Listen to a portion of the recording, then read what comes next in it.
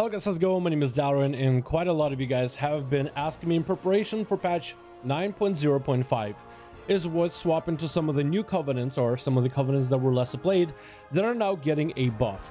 A lot of rogues right now are wondering whether they should make the switch right now and just grind out the renown the week before the actual change happens so that they're prepared and ready for it. And in this video, I just want to try to help you guys out make the choice. I'm not here to tell you which covenant you should be playing. That's not what I'm trying to do in this video, but I would want to give you guys as much helpful information that I can, things to consider when it comes to making the choice. I want to give you the choice of what the Venthyr is getting, the Necrolords are getting, in terms of the playstyle, the feel, some of the sims that we have, which are very early, but there's a lot of asterisks to this video, as in lots of things for you to consider, and we'll start this video off with some of the things to consider before we make the switch. Certain classes have to play certain covenants, like arms warriors have to be Venthyr, or hunters have to be Night Fae, or fire mages have to also be Night Fae. There's quite a lot of classes that actually need to be Night Fae because their damage gains or losses depending between the right covenant and the wrong covenant are like 800 DPS or higher. It's massive gains and massive losses. Rogues are not in exactly the same boat. Our gains and losses between covenants have been pretty low, generally within 2% sims. And even after this change in 9.05, it doesn't look all that different. There are going to be some different weights in terms of what's at the top, what's at the bottom, but the gain is so minor. In fact, for Outlaw rogues, we have a quote: all 4 covenants are still within less than 70 to 200 damage at most for all sim styles. That means AoE, that means single target, that means 2 target cleave, that means full hectic ad cleave, that means short fights, long fights, you name it.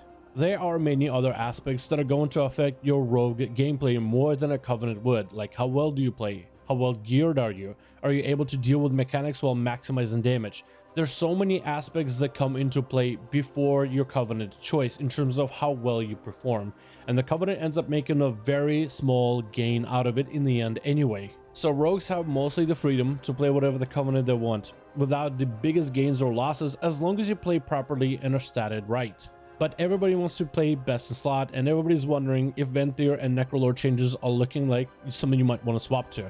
Again, as I said earlier, this video isn't me telling you what covenant to play, but I am going to talk a bit about the Venthyr, the Necrolord, and the sims we have for each spec of rogue as well. The Venthyr covenant has been enjoyed to play for me from the start, and the ability is the only thing that's really getting beefed up. Flagellation is now going to be a set it and forget it ability, where you no longer have to press it twice in order to gain the haste buff. You just put it on the enemy and sync as many finishers while the debuff is up, and the ability will reward you haste instantly and for 12 seconds after it falls off.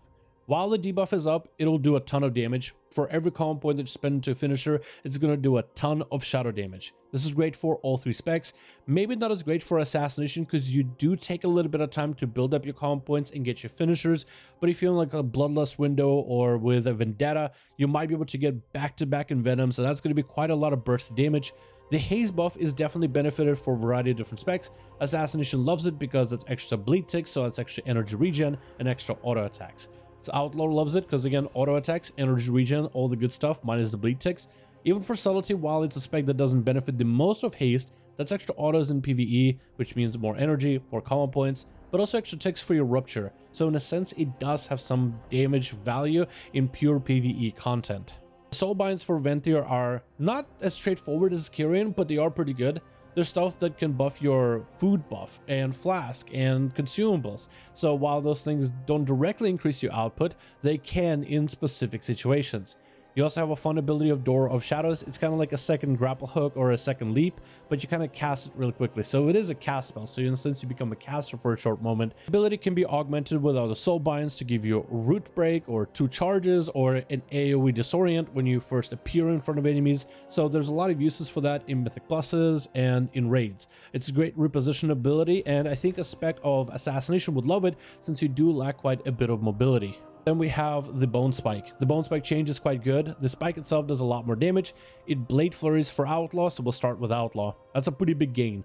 Already Necrolord with some of the soul binds was looking quite good for Outlaw and Mythic Pluses. So now that this ability does a lot of damage, it's kind of good as well.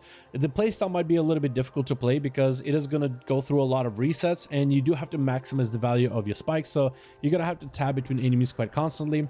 But right now it looks like that any target that's more than one for Outlaw could be quite good in terms of the sims. We'll talk about those in a bit. With Bone Spike, you also get a lot of common points, and that's a lot of finishers, and Outlaw does gain the benefit of cooldown reduction as you spend common points into finishers. So that's a lot more finishers and getting your cooldowns back faster, which is always a good thing.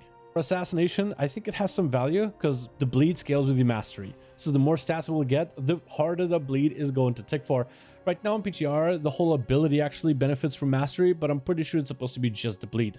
Unless Blizzard has this as intended, and then for Assassin, it simply just hits harder. One thing that I like about this for Assassin is the easy common points it generates, because this ability can now crit. Assassination on crits generates an extra common point, so in a single global on pure single target, that could mean 15 energy, 3 common point generation, which is quite a lot. The ability also does quite a bit of damage. The bleed is nice, but even the impact damage is quite good. And what I think it does well is lets you maintain your ruptures and get more envenom windows a lot easier, especially if you could save those charges for a pretty big vendetta. I mean, imagine going for a shiv into Bone Spike, Envenom, Bone Spike, Envenom, Bone Spike, Envenom in a right situation. That could be a lot of damage. For Subtlety, this ability hits harder than a Shadow Strike, which is really strong. So I think it's going to have potential. There are some concerns about it for Subtlety in particular. It does not work while you have Shadow Blades active. So with Shadow Blades, you'll be using your Shadow Strikes and other abilities in order to gain benefit. But outside of Shadow Blades, I think this ability is going to slap for quite a lot. In AoE too, Subtlety has an easy time with generating common points in Cleave and AoE with Shuriken Storm. Bone Spike generates a lot of common points, but in a busy rotation for 8 targets, you'll most likely be pressing Shuriken Storm, Black Powder over and over and over. Finding moments to get Bone Spikes in mid might be difficult, and that's something definitely to consider as Subtlety. But in any situation where you need more single target or a cleave, I think this is where we're going to see a lot of benefit from this ability. Being able to put up ruptures and get more eviscerates to funnel damage into one singular enemy is going to be nice with this ability. Also, Fleshcraft now has a DR, a damage reduction while you channel, of 20%. Channel for only 3 seconds. Walking over corpses reduces the cooldown of that ability, so really good for mythic pluses, potentially good in raids with adds, maybe good in PvP if you slay a lot of enemies in BGs. Overall, with these buffs, it becomes a real defensive. For some of the early sims, it looks like for Assassination, the Venthyr is slightly ahead of the other Covenants, but only slightly. I think the biggest gains for Assassination aren't really even going to be Covenants. I think it's going to be the changes that Assassin is getting in 905. Like the fact that you'll be able to get Sliciness from Envenom, so maintain Sliciness is going to be much easier, and slightly more passive energy regen to smooth out the gameplay. I don't think your Covenant is going to be the biggest gain. However, it does look like in early sims, Venthyr is simming as best, Night Fae and Necrolord is simming afterwards, and Kyrian not really doing all that good in the early sims, but of course that could always change, and it doesn't really account for mythic pluses or PvP as well.